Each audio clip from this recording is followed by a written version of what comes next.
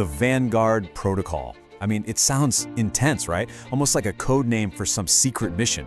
But what it really is a pretty stark and really fascinating leadership philosophy, and it's all built on just two core ideas. So today we're going to break down exactly what this thing is, what it really demands from a leader, and the huge, maybe even dangerous question it leaves us all with. All right, let's dive right in.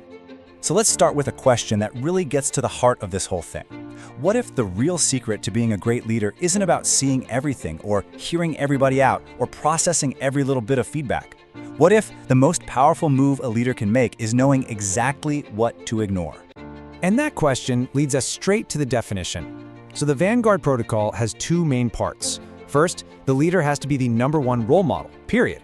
They're leading from the front. And then there's the second part, and this is where it gets kind of weird and totally counterintuitive. They have to intentionally, on purpose, ignore all gestures from behind. Let's really dig into what both of those things mean. Okay, so that first pillar is what we can call the role model mandate. And look, this isn't just about being a good example. No, it's way more intense than that. This is about the leader becoming the living, breathing standard for the entire team or company. The source material is so direct about this. It literally says the goal is for the leader to become the role model of all employees. Now you gotta pay attention to the wording here. It doesn't say a role model, like one of many good examples. It says the role model, the one, the only. This isn't just a friendly suggestion, it's a command. You have to be the absolute embodiment of the ideal. So what does that actually look like? Well, it means you are the standards. Your work ethic, how you handle pressure, your level of quality, that becomes the official benchmark for everybody else. It's like a nonverbal contract that says, this is what excellence looks like here.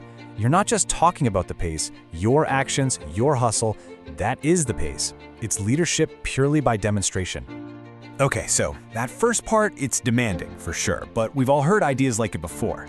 This next part though, this is where the Vanguard Protocol takes a hard left turn into some really controversial territory. This is the second pillar, the art of ignoring. The instruction in the protocol is just brutally simple, and honestly, it goes against everything we're usually taught about leadership. It says, ignore all other gestures that happened at the back of the leader. Think about that.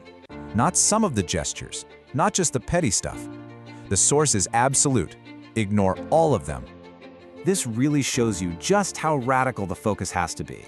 For a Vanguard leader, their attention is locked on one thing and one thing only: the path forward.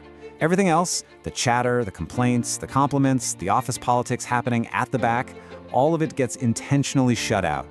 It's like a racehorse with blinders on, right? It's not looking left or right, it's just running its race.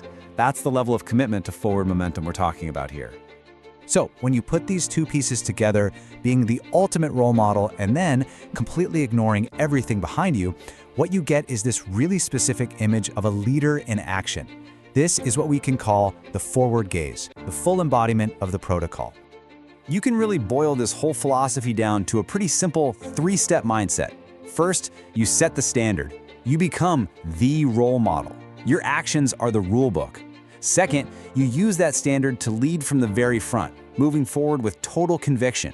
And third, you protect that forward momentum by ignoring the rear, by deliberately tuning out everything that isn't on the path right in front of you. Okay, but, and this is a big but, this kind of intense, unwavering focus has to have consequences, right? It just has to. And that brings us to the real tension at the heart of the Vanguard Protocol. Is this whole thing genuine focus, or is it just a dangerous kind of blindness? And that's the real dilemma, isn't it? On one hand, you can totally see how this could be visionary. It's the kind of focus you need to do something brand new, something revolutionary. You know, a captain steering a ship through a monster storm, focused only on the giant waves ahead. That's a hero.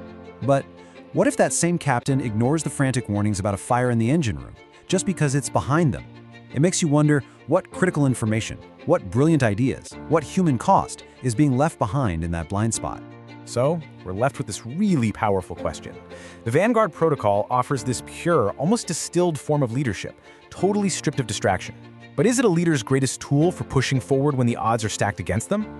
Or is it their most dangerous blind spot, one that actually cuts them off from the very people they're supposed to lead? That's the razor's edge this protocol forces us to walk.